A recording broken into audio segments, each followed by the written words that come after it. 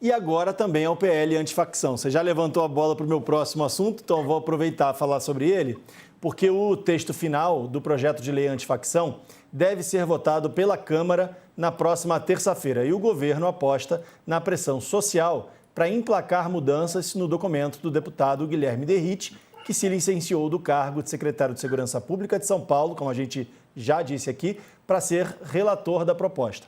O governo Lula já usou a pressão nas redes sociais para barrar projetos, como, por exemplo, a PEC da blindagem.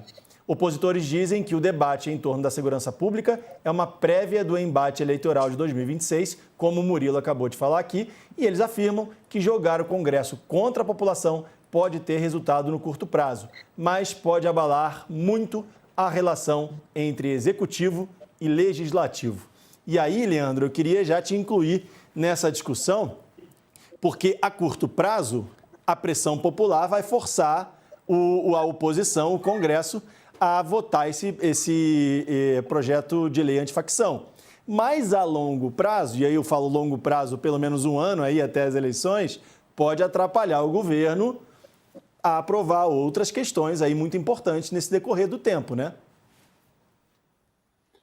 Não, sem dúvida. Quer dizer, como a pauta da segurança pública acabou ganhando o espaço do debate a partir da operação que ocorreu no Rio de Janeiro, não há dúvida de que o Congresso tem que apresentar alguma resposta a isso.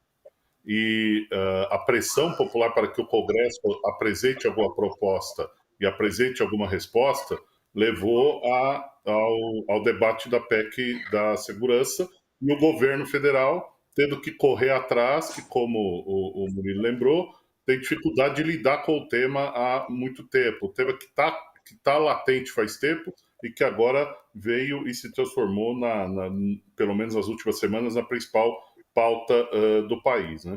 Então, eu acredito que essa divisão entre a visão daquilo que o governo pretende, que seria, né, aparentemente, esticar essa corda e levar o debate em torno do tema da PEC mais para frente, e aquilo que o Congresso pretende, que é boa parte do Congresso, né, a direita, o centrão, aprovar rapidamente como resposta e dizer que o Congresso, dizer à população que o Congresso está tomando medidas no sentido de dar solução à questão da segurança pública, me parece que agora virou a grande questão do momento. Nós vimos idas e vindas na PEC, vai mexer com a Polícia Federal, não vai mexer com a Polícia Federal, vai aumentar ou diminuir o papel, o protagonismo do governo federal, vai aumentar ou diminuir o papel, o protagonismo dos governos estaduais, enfim. O debate dentro do Congresso, claro, em torno do tema da segurança, mas também em torno daqueles aspectos que serão levados para o debate eleitoral a partir do ano que vem. Então, a aprovação da PEC, o que efetivamente será aprovado nessa PEC, me parece ser bastante organizadora da forma com que a discussão da segurança pública será tratada no processo eleitoral. Ô Murilo, já pegando um gancho no que o Leandro está falando aqui, como é que fica a relação entre executivo e legislativo com relação a isso, né? O governo federal jogando para o povão, né? Vamos lá, pressão popular nas redes sociais para pressionar o Congresso. O Congresso se sentindo pressionado, porque a gente está há pouco tempo das eleições. Então ele vai ter que, de alguma maneira, acelerar isso. Como é que fica depois disso? Como é que vai ficar a relação entre legislativo e executivo depois dessa briga aí por pressão popular?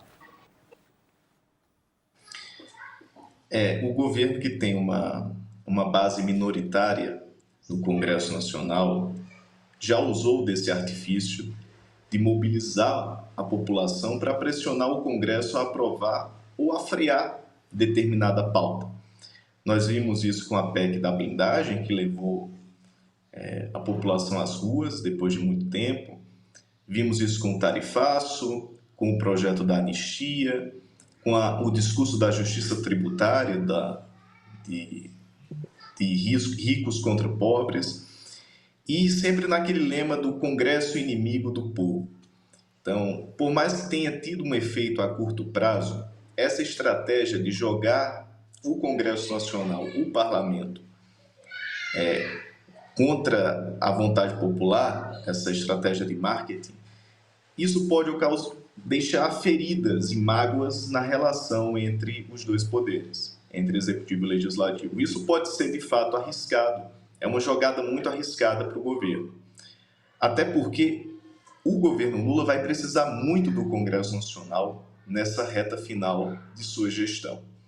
Não só para aprovar medidas importantes e de vitrine eleitoral, como a questão da medida provisória que institui o gás do povo, a isenção do pagamento da energia elétrica para milhares de famílias de baixa renda, tudo isso está na agenda eleitoral do governo e são medidas que precisam do respaldo do parlamento, né? Então, essa estratégia desse mantra do Congresso inimigo do povo, de tentar mobilizar as ruas contra o Congresso por determinada pauta, pode ser um tiro no pé. Até porque outra agenda que deve entrar no radar nas próximas semanas é a próxima indicação que Lula vai ter que fazer para o cargo do ministro do Supremo Tribunal Federal, com a vacância ali do cargo do ex-ministro Luiz Roberto Barroso, né? Então, ter uma relação minimamente harmoniosa com o parlamento é indispensável para o governo ver sua agenda aprovada, minimamente aprovada no parlamento, e também para não melindrar, não afugentar as legendas de centro de seu arco de alianças, né? Porque isso pode incomodar muito esses partidos do centro político, esse consórcio de partidos de centro que hoje controla o Congresso Nacional. Isso também pode afastar essas legendas do seu arco de alianças para 2026. Então, há um risco da sua agenda legislativa, há o risco eleitoral, mas a curto prazo o governo pode ter ganho para tentar frear ou tentar ganhar protagonismo na agenda. Então, é preciso calibrar bem para não sofrer derrotas lá na frente.